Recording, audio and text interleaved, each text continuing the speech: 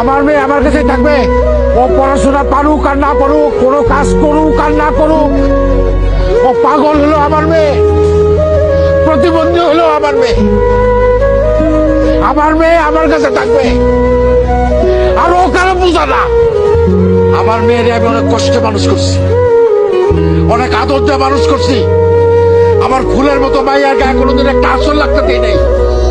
সেই মাইয়ারে তোরা গরম খুঁজতে দিয়ে শেখা দিছস। আর একটা মিনিট যদি থাকস, মায়ের সবগুলো কল্লা মারাই দেবো। ওই আমার দাও করে, আমার দাও দে তোরাই। আমার মাইয়ারা কি আমার মাথার বোঝা? আরে মাইয়ারা কোনোদিন বাপের বোঝা